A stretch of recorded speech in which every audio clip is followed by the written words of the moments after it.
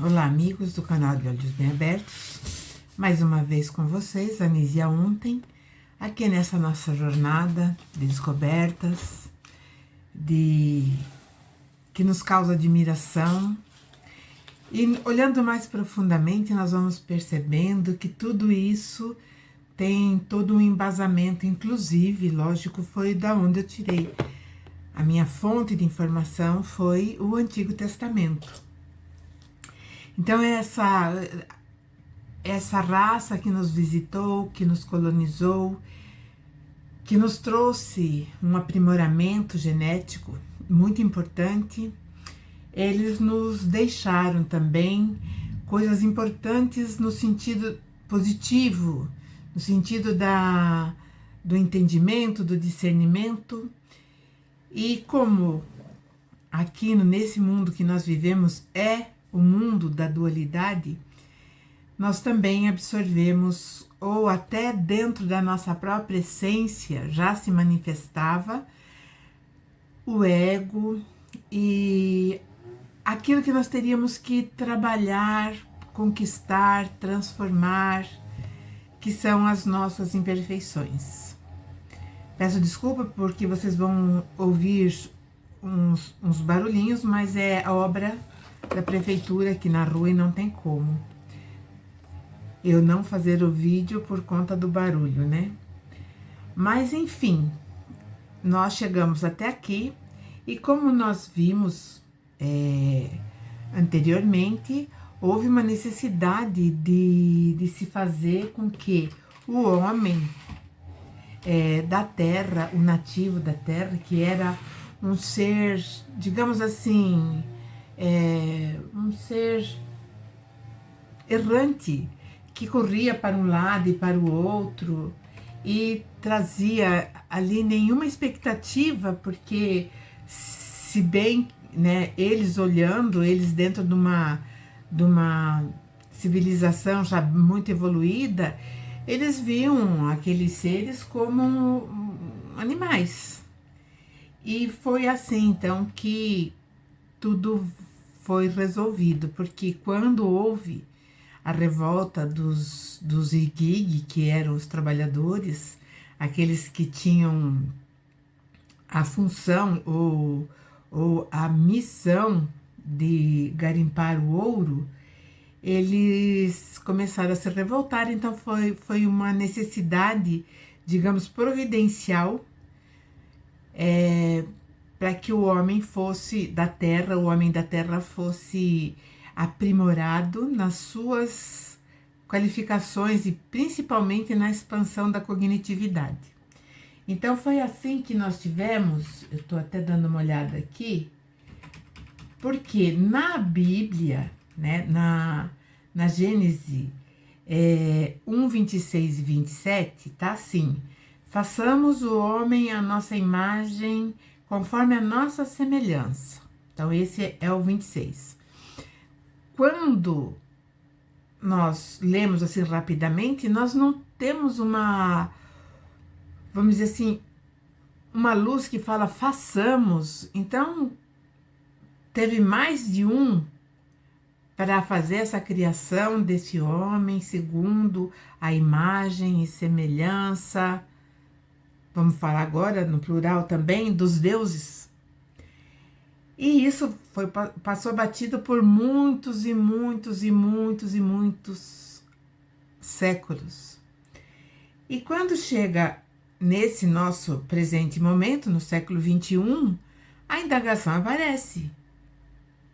Quais foram os participantes dessa criação?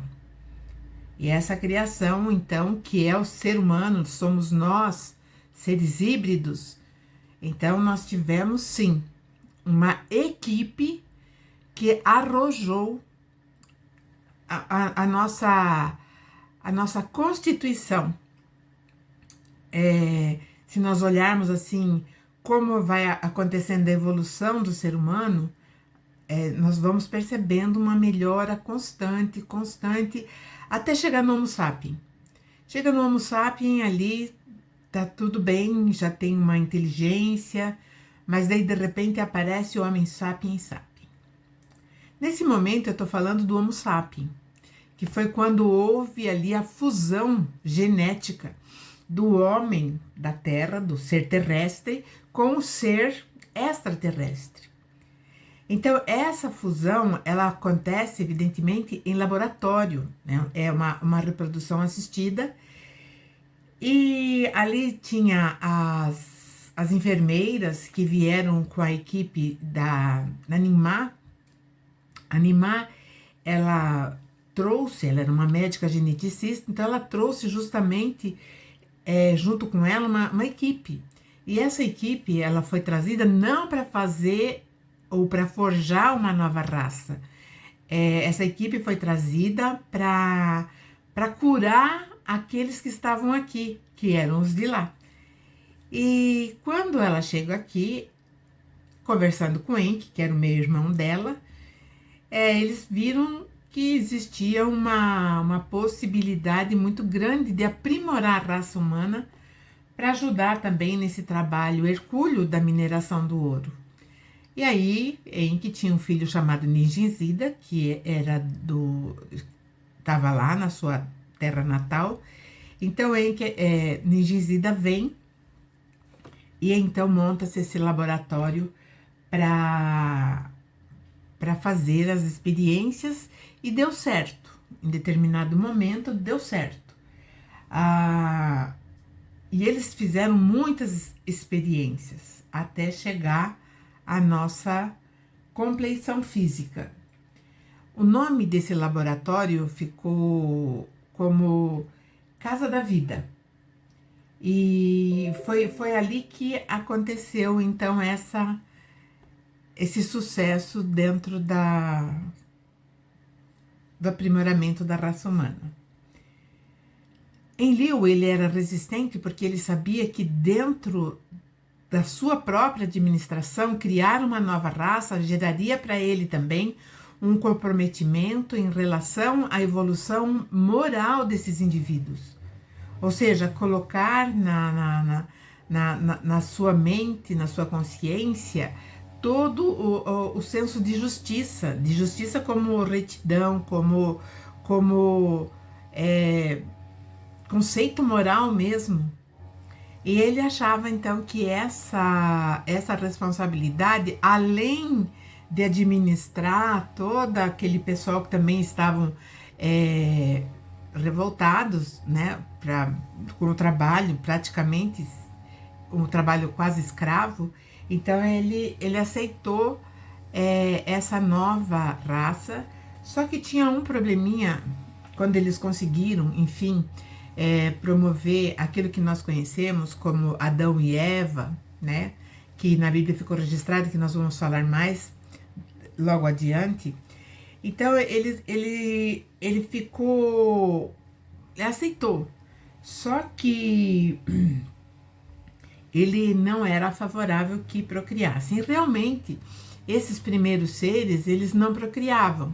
Então eles eram feitos em laboratório, gestavam em úteros das mulheres que vieram de lá e continuava aquela luta sempre ali, fazendo uma gestação atrás da outra para suprir, só que elas cansaram, né? Elas cansaram. E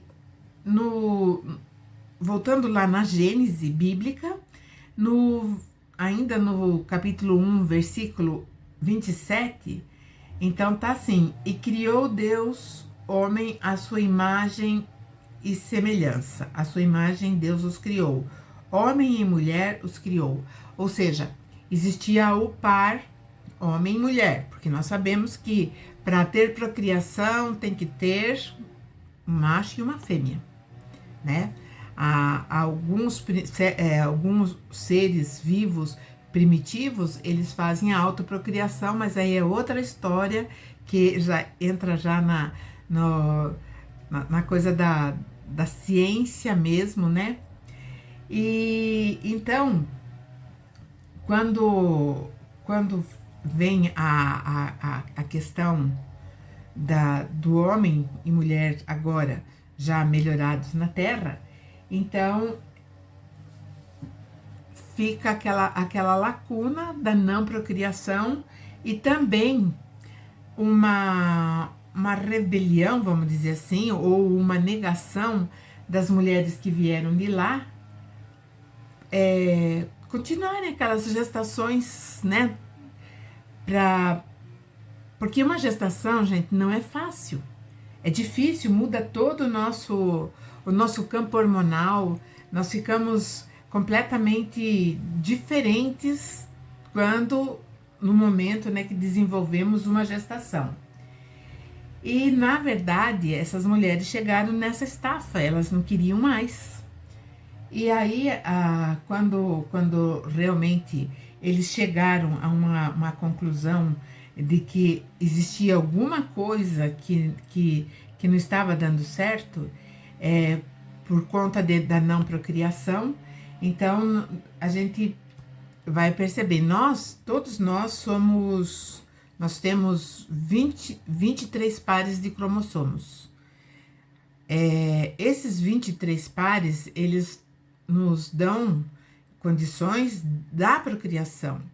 E aí Ninjinzida viu que o homem criado no laboratório, que não procriava, eles tinham só 22 pares, então ele vai incluir mais um. E a Gênese bíblica, ela é explícita nessa situação, né? Porque como os olhos daqueles que leem com um olhar de devotamento, da religião e tudo mais, não percebe o quanto ali está escrito uma verdade que nós até agora não tínhamos notado.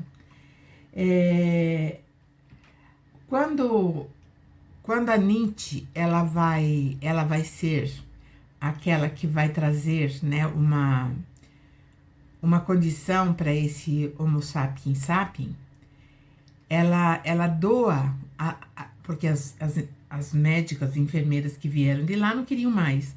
Então ela vai doar o seu próprio corpo, né, o seu ventre materno, para gerar o homem aprimorado.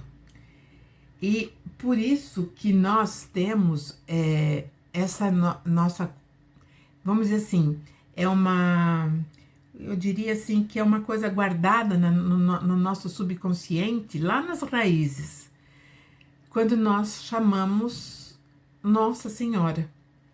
Essa Nossa Senhora, na verdade, ela era aquela que gestou o primeiro ser sapiens sapiens.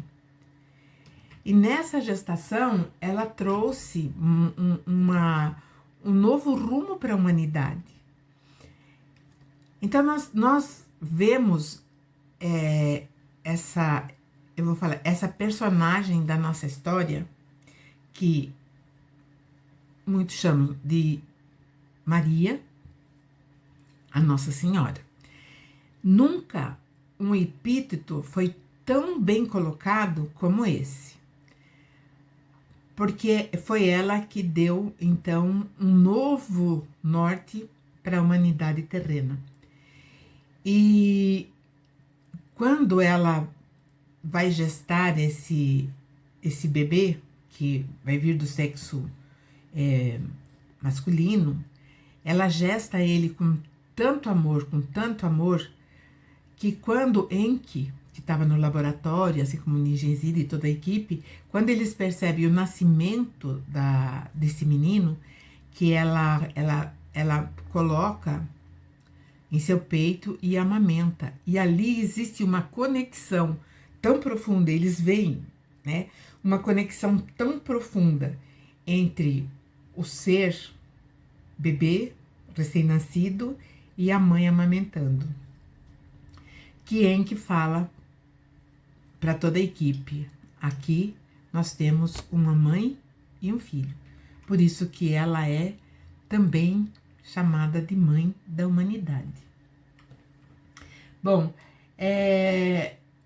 o problema é que, como eu falei, estes seres não procriavam. De alguma coisa, né? Voltando um pouquinho, quando deu certo essa fusão genética, o menino chorou, ele era ávido, ele tinha todos os reflexos, eles ficaram muito felizes e comemoraram. Com o tempo, eles acharam que esse menino tinha que ter uma companheira para desfrutar, para trazer ali um macho e fêmea os criou, né? Como está lá no versículo 27 do capítulo 1 da Gênesis. Então, quando cria-se essa necessidade dessa parceira, na Bíblia tá que, na verdade, houve ali Adão caiu em sono profundo e foi retirado uma costela dele para fazer a mulher. Essa interpretação, ao pé da letra, até hoje traz ainda o desconhecimento científico do que aconteceu ali. O que aconteceu ali, na verdade, não foi que foi retirado a costela, porque na Idade Média, já dando um salto para frente, né? Na Idade Média era proibido estudar o corpo humano justamente para que, lógico que já tinham investigado isso, contar as costelas. Se a mulher tinha uma costela, ou o homem tinha uma costela a menos que a mulher. Com o passar do tempo e o avanço da medicina, constatou-se que homens e mulheres têm a mesma quantidade de costelas.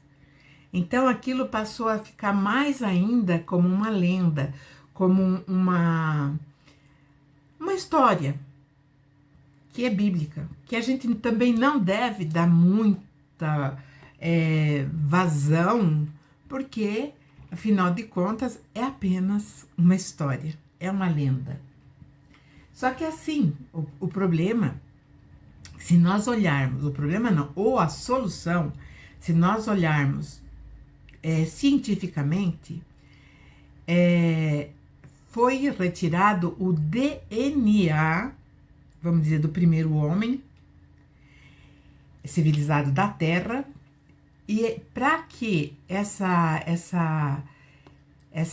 vamos dizer, como eu diria, esse procedimento cirúrgico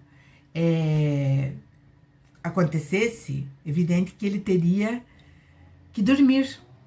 Então, hoje, quando nós vamos fazer qualquer procedimento mais profundo, nós somos sedados, anestesiados. Naquele tempo, também.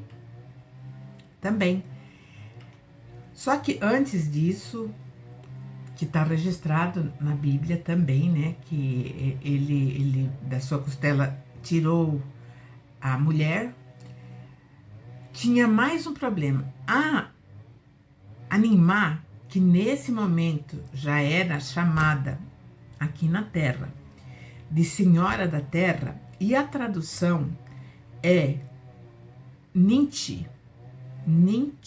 Então ela é a Senhora da Vida, desculpe, Senhora da Vida, Ninti. Essa é a Nimá, filha de Anu, irmã de Enlil, irmã de Enki, embora eles sejam meio irmãos. Então, ela já não tinha mais, vamos dizer assim, condições de procriar novamente. E aí procuraram quem se voluntariava para ser a gestora do sexo feminino. E aí a mulher de Enki, aquela princesa Dankina, que é a mãe de Marduk também, eu vou colocar em breve, eu tô fazendo um gráfico para melhor entender essa genealogia, mas logo eu coloco para vocês terem mais noção de quem é quem nessa história. Se bem que depois de 1, 2 vezes, a gente já começa a ter uma noção melhor de quem é quem. Então, a esposa de Enki, que também esta é a Senhora da Terra, porque Ki é terra. Então, Nin é senhora. Então, ficou Senhora da Terra, porque ela era casada com Enki, o Senhor da Terra. Então ela se voluntariou para fazer a gestação, passar pela gestação da fêmea, ou da fêmea, né? Do menino, perfeito. E essa menina, então, vai nascer de um parto cesáreo. E aí, por conta de umas somas que eles fizeram lá, para não dar nada errado, ficou que a gestação deveria obedecer o prazo de 40 semanas, 10 meses, que é 40 semanas agora. Como até hoje nós temos, os médicos sempre trabalham numa gestação com 40 semanas para a formação do ser, né, do feto, enfim. E porque também 40 semanas daria uma conta para eles que livraria de mau agouro. E na verdade, esse é como eu estava falando, para ter, né, essa fecundação in vitro da fêmea, então eles fizeram também a procriação ali assistida, e aí tiraram, né, dessa região da costela, é onde nós temos células células troncos, com muito mais profusão, então foi dali que foi retirado, e lá na Gênese fala que depois foi fechado o lugar ali, ou seja, foi uma cirurgia. E aí, então, Adão, né, que é o Adão bíblico, tá ali dormindo, e ele então dá esse material genético, que é tudo um procedimento cirúrgico, é ciência. E aí, então, é fecundada a menina. E através de Ninti, né? De Ninki, que também vai amamentá-la e vai trazer para o coração dela como também se fosse uma filha. Então, no próximo episódio, eu vou trazer os textos que estão no Antigo Testamento, no livro da Gênesis, confirmando tudo isso que eu estou falando. Que esses acontecimentos, eles foram sim registrados, mas de uma maneira muito dispersas, e porque eram conhecimentos, eram registros que existiam na época em que Moisés ele resolve compilar o seu primeiro livro, que é a Gênese. Então, no próximo episódio, não percam, estaremos juntos novamente. Deixem o seu comentário, compartilhem o vídeo e continuaremos juntos nessa nossa nova jornada de entendimento sobre esses que são chamados Anunnakis e são mencionados na Bíblia e no Antigo Testamento, e vermos, né, entendermos o quanto nós devemos também a eles, por nós termos chegado aqui, todos bonitinhos, saudáveis, com uma capacidade intelectual, às vezes não bem aproveitada, mas que não tem limite. Então é isso. Um grande abraço, um grande beijo, um bom final, ou uma semana produtiva, né? Bom final de semana já passou, uma semana produtiva e muita luz em nossas vidas. Até a próxima.